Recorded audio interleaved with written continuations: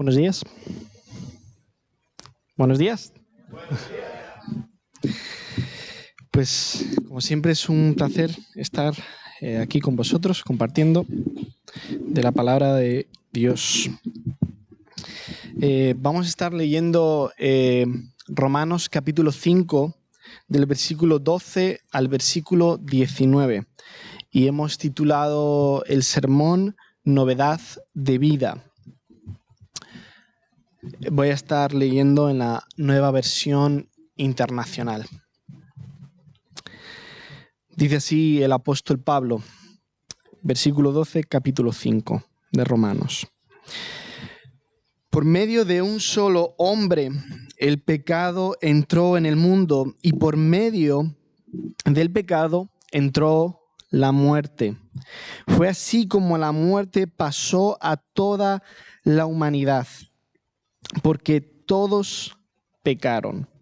Antes de promulgarse la ley, ya existía el pecado en el mundo. Es cierto que el pecado no se tomaba en cuenta cuando no hay ley. Sin embargo, desde Adán hasta Moisés, la muerte reinó, incluso sobre los que no pecaron, quebrantando un mandato, como lo hizo Adán, quien es figura de aquel que había de venir.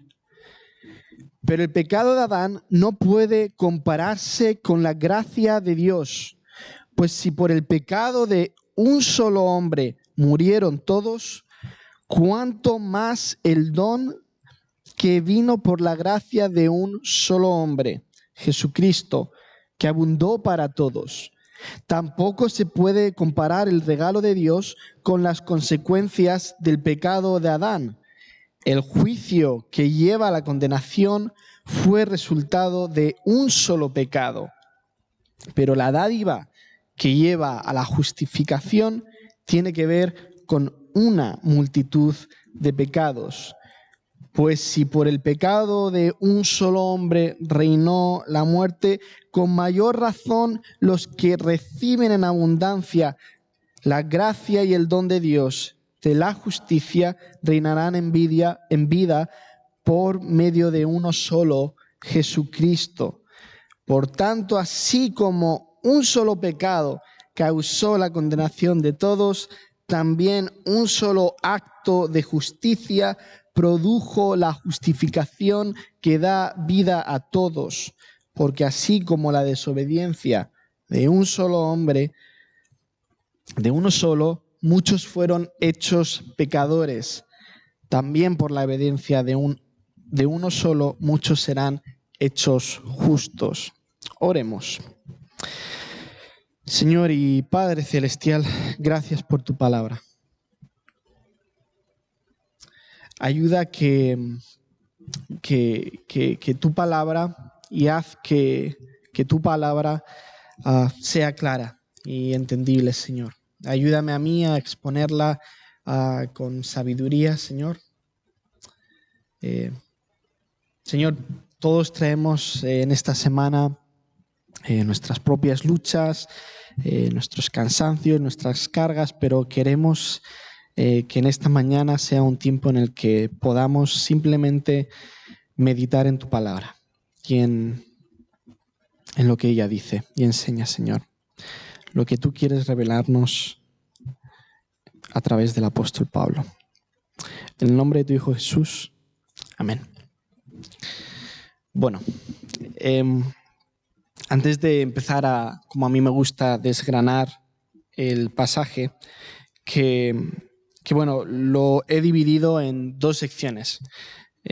Yo soy, como siempre, una persona que le gustan más las historias, no soy tan, a lo mejor, premisa 1, premisa 2 y conclusión. Me gusta más hablar como si fueran capítulos de libros, ¿no? Y al primer capítulo de este sermón lo vamos a llamar La realidad de la vida, y al segundo capítulo La novedad de la vida, como se titula el sermón. Ahora nos encontramos lo que sería la introducción, ¿vale? Pero bueno, hace unas semanas estaba escuchando una historia que contaba un teólogo y pastor español llamado Eduardo Delas, y la he robado para fines de este sermón, así que voy a contarla, ¿vale? Es una historia divertida, espero que la pilléis mejor que la primera persona a la que se le conté, ¿vale? Pero es graciosa, tenéis que prestar atención. Bueno, cuenta así. Un policía de aduanas observa cómo un camión se detiene en la frontera entre dos países. Y este policía, que es muy bueno haciendo su trabajo, como le parece sospechoso, ordena al camionero que salga del camión y empieza a registrar el vehículo. Y mira meticulosamente la mercancía que transportaba en la caja, retira matrículas, los tapacubos, el parachoques, quita las alfombrillas de los asientos. Pero bueno, desarma el camión, pero no encuentra ni rastro de contrabando ni de nada que sea ilegal. Y el agente deja al camionero seguir su ruta, pero sabiendo que algo estaba mal. Una semana después, el mismo camionero vuelve a detenerse en la frontera. Y el policía ya estaba un poco mosqueado, porque el policía era muy bueno en su trabajo y sabía pillar a alguien cuando estaba haciendo algo malo. Y empieza a registrar de arriba a abajo, pero tampoco encuentra nada ilegal. Y durante años la misma escena se repite constantemente. A veces el camionero pasaba varias veces al mes, a veces pasaba menos, pero la misma escena se repetía. Y el agente cada vez utilizaba métodos más sofisticados. Hizo traer perros, hizo traer de todo, pero nunca descubre ninguna carga sospechosa. Y finalmente, después de toda una vida laboral, el agente le toca jubilarse. Y en su último servicio, ¿sabéis quién aparece? El tío del camión. Y entonces el policía, ya con cierta complicidad, se acerca al conductor y dice: mira, yo sé que tú eres contrabandista. O sea, lo sé. Y sé que pasas mercancías ilegales, pero no tengo ni idea de cuáles ni de dónde las escondes. Hoy me toca jubilarme y te prometo que no te voy a hacer nada, pero por favor, ¿podrías decirme qué es lo que has estado pasando y cómo lo haces? Y el camionero se acerca y le dice: camiones. Camiones. Esa era la mercancía ilegal. Camiones. Bueno, esta historia ilustra que muchas veces la realidad se nos escapa precisamente por tenerla delante. Buscamos muchas veces contrabando donde no lo hay, y lo esencial de la vida se nos pasa desapercibido en favor de simplemente buscar lo anecdótico y lo irrelevante. Y puede que en la vida uno se considere una gran persona y que vive la vida bien, pero ¿estás situado correctamente en la realidad de la vida? ¿Para qué estás aquí? Bueno, el análisis de Pablo, que Pablo tiene muchos análisis sobre la realidad de la vida, pero volviendo concretamente a Romanos 5, Pablo comienza estableciendo un principio claro y que se remonta a los orígenes de la humanidad. El ser humano está atrapado en la condición de pecado y muerte. Ahora nos encontramos en el primer capítulo, la realidad de la vida. Dice el apóstol Pablo en el versículo 12, por medio de un solo hombre el pecado entró en el mundo y por medio del pecado entró la muerte. Fue así como la muerte pasó a toda la humanidad, porque todos pecaron. Y Pablo hace mucho énfasis en la idea de un solo hombre, por causa de un solo hombre. ¿Qué puede significar esto? ¿Acaso hemos heredado algo de Adán o simplemente le estamos imitando? Repito, Pablo hace un énfasis en todo este pasaje en que la obra de un hombre como consecuencia a toda la humanidad. Fíjate, el versículo 15 dice, por el pecado de un solo hombre murieron todos. El 16 dice, el juicio que lleva a la condenación fue resultado de un solo pecado. El 17 dice, por el pecado de un solo hombre reinó la muerte. El 18 dice, un solo pecado causó la condenación de todos. Y el 19 termina diciendo, por la desobediencia de uno solo, muchos fueron hechos pecadores. Y todo esto, que Pablo repite mucho esta idea, no significa que simplemente hemos seguido el ejemplo de Adán.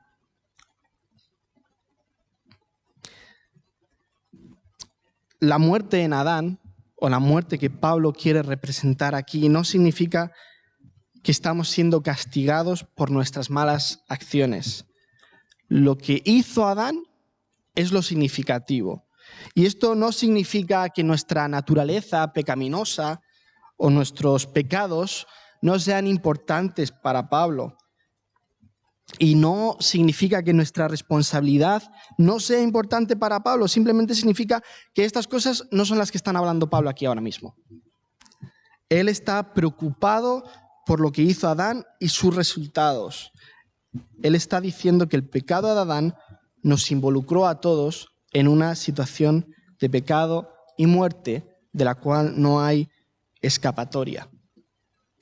Y piénsalo, el ser humano, cuando creo que trata el problema del sufrimiento, que nosotros como cristianos creemos que es consecuencia del pecado, o cuando lucha con la muerte, parecen luchas un poco simplistas y patéticas. ¿Hay gente mala en el mundo? Bueno, solo hay que acabar con ellos. ¿Hay problemas económicos y sociales? Bueno, solo hay que elegir a los candidatos correctos. ¿Hay problemas psicológicos derivados de trauma? Bueno, quizás solo hay que encontrar los medicamentos adecuados. Y luego está la lucha por la muerte. Es un problema que aún no se ha resuelto. Muchos científicos lo tratan como el problema más grande de la ciencia. ¿Alguien conoce la historia del bateador, los que siguen béisbol, Ted Williams? Fue un bateador famosísimo de Boston. Pues bueno, él cuando fallece, ¿sabéis qué pidió? Ser criogenizado, ser congelado, como a 350 y pico grados bajo cero. Y su hijo decidió hacerlo porque así lo pidió su padre. Porque su padre tenía la esperanza que en algún momento la ciencia encuentre la forma de restaurar la vida. Pues esta es la condición de la humanidad. Una lucha patética contra el pecado, el dolor y el sufrimiento y la muerte. Todo esto porque somos hombres en Adán. Dice el versículo 15, pero el pecado de Adán no puede compararse con algo, con la gracia de Dios. Pues si por el pecado de un solo hombre murieron todos, ¿cuánto más el don que vino por la gracia de un solo hombre, Jesucristo, abundó para todos? Bueno, si uno se ha dado cuenta en la primera lectura que he hecho, podéis daros cuenta de la asimetría que hay entre Jesús y Adán, entre el pecado y la gracia, entre la muerte y la vida.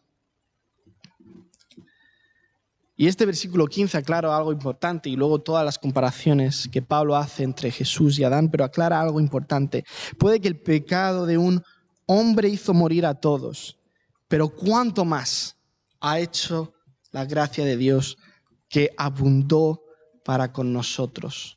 La palabra abundar en el griego denota como un arrope sobre encogedor, excesivo. Allá donde habita el pecado, para vencerlo, debe ser enterrado por la gracia de Dios. El pecado único de Adán tuvo como resultado final la condenación para toda la raza en pecado y muerte. Pero el acto de justificación de Cristo fue de mayor alcance. No se ocupó del único pecado que hizo Adán, porque el creyente Y cualquier persona puede encontrar perdón no solo por el único pecado que comparte en Adán, sino también para todos sus otros pecados, como dice el versículo 16. Pero la dádiva que lleva a la justificación tiene que ver con una multitud de pecados.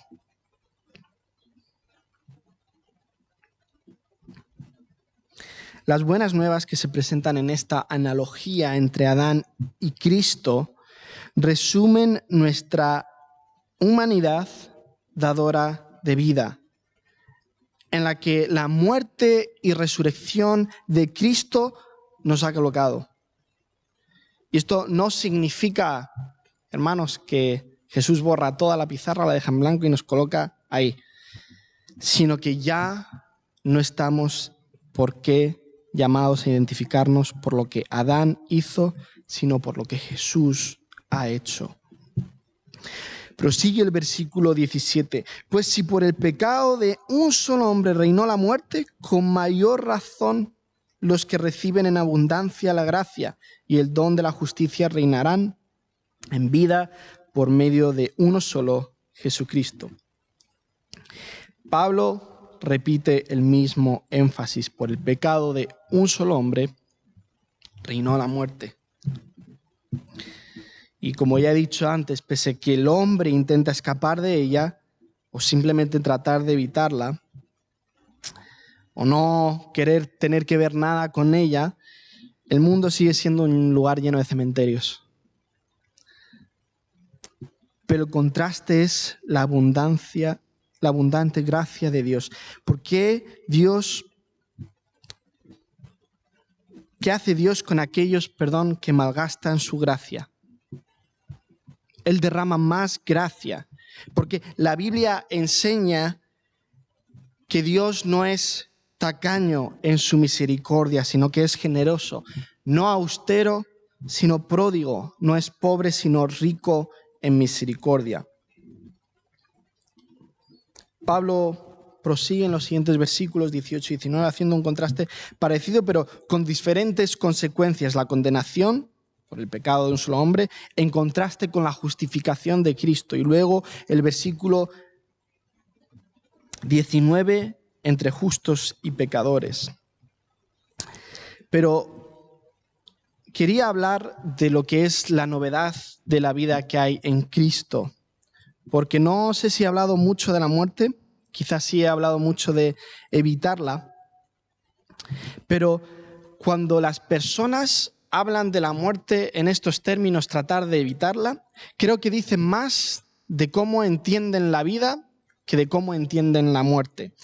Porque cuando el ser humano se empeña en evitar la muerte es porque simplemente ven la vida como una continuación biológica y no quieren que esa continuación natural termine. Pero estoy seguro que en el fondo la mayoría de personas no ven la vida así. Había una revista en Estados Unidos hace mucho tiempo que fue quizá la primeriza en hacer periodismo con fotos.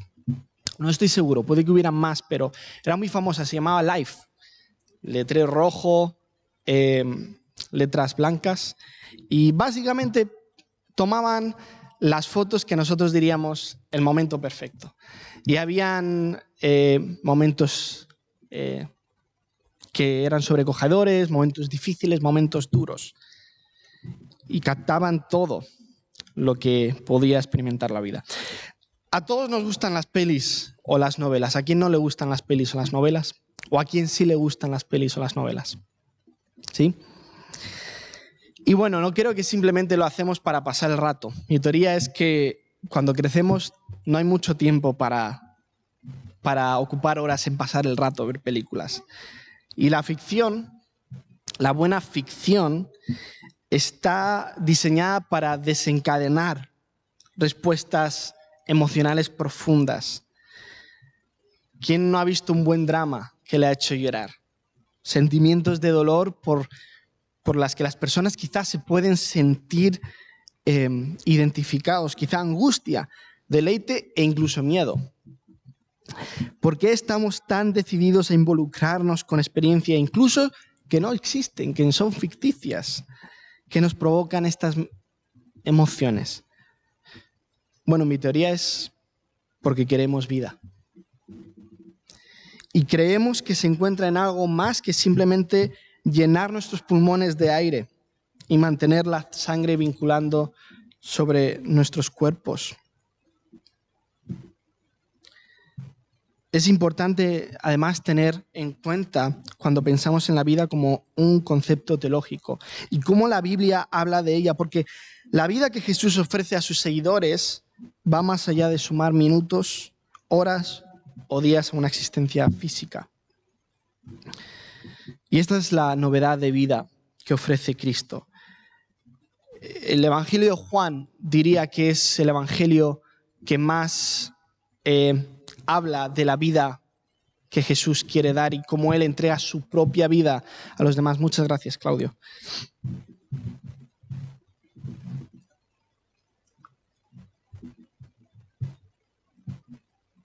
A diferencia de Mateo, Marcos y Lucas, ellos quizás se centran más en el mensaje del reino de los cielos, pero Juan se centra más en la vida que Él da. Lo he simplificado mucho, pero más o menos, ¿vale?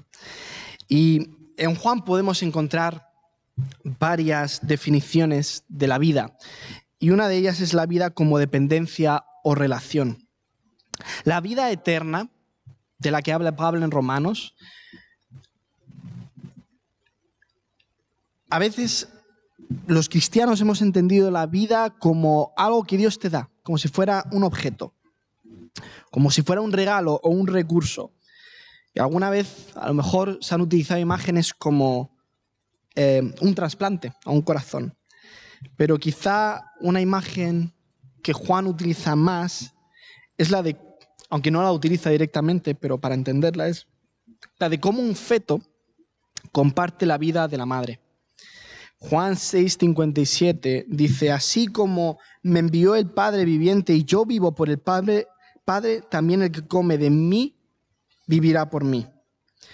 Dice también: porque yo vivo, también ustedes vivirán. También existe esta forma de entender la vida a través de la creencia. Dios muchas veces nos llama a hacer cosas difíciles. Hubo un oficial que tuvo un encuentro con Jesús, cuyo hijo estaba enfermo. Y Jesús le dijo: regresa, tu hijo ha sido sanado. Y él tuvo que regresar a su casa sin Jesús y confiar en su palabra. Bueno, Juan nos revela que la sanidad ocurrió en el momento exacto en que Jesús pronunció esas palabras. Para Juan, la fe no se trata de llenar la mente con información teológica. Es un compromiso del ser completo con algo. Creer es depender de Cristo. Y la vida con Dios es una relación en la que se participa mediante la fe en Jesús. Pero hay una trampa. Hay una trampa. Y es que el Evangelio de Juan revela algo que es, si no contradictorio, paradójico. Y es la vida a través de la muerte. Este emocionante, vibrante, inmortal y eterno regalo tiene un precio, y es la muerte. Y no una muerte física, aunque Jesús y todos los cristianos asumían que en algún momento íbamos a morir, sino que los seguidores de Jesús deben entregar voluntariamente sus propias vidas por el bien de los demás. Y como he dicho, es una paradoja, pero el mejor ejemplo es nuestro Señor Jesucristo. Dice a sus seguidores en Juan 6:51: este pan es mi carne, la cual daré para que el mundo viva. De alguna manera, según Juan, Jesús es vida en sí mismo y Él da vida al mundo, pero requiere que se sacrifique a sí mismo y que entregue su carne. Él dijo: yo soy el buen pastor da su vida por las ovejas. El que ama su vida, también dice, la perderá, y el que aborrece su vida en este mundo, para vida eterna la guardará. Dice, nadie tiene mayor amor que este, que uno ponga su vida por sus amigos. Y luego se debe entender la vida a través de la resurrección. En un momento tenso que tuvo Jesús con unas amigas suyas, en Juan 11, que le replicaron, ¿dónde estabas tú cuando mi hermano murió? Si tú hubieras venido, mi hermano estaría sano, pero mi hermano había muerto, refiriéndome a Lázaro. Jesús dice, yo soy la resurrección y la vida. El que crea en mí, aunque muera, vivirá.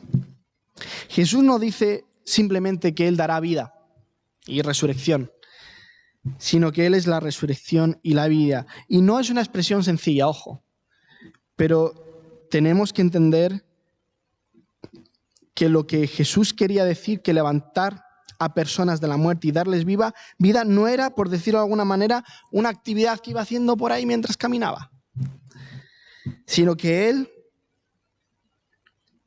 lo hacía involucrándose completamente, que está completamente involucrado en traer vida. Significa que Él sea la resurrección, significa que la muerte que a nosotros nos parece tan definitiva no es un obstáculo, y que Él es la vida significa que la calidad de vida que Él nos imparte aquí y ahora nunca cesa. Y luego el Nuevo Testamento nos revela una nueva forma de vida. Pablo, quien escribía muy preocupado muchas veces a las iglesias, cuando escribe a los tesalonicenses, es un versículo muy cortito, dice en el capítulo 3, versículo 8, dice, porque ahora vivimos si vosotros estáis firmes en el Señor. Esto, hermanos, es un pequeño recordatorio de que la vida a menudo se encuentra en la vitalidad y la salud de una comunidad, donde el grupo comparte sus altos y sus bajos, y donde la vida del otro es mi propia vida.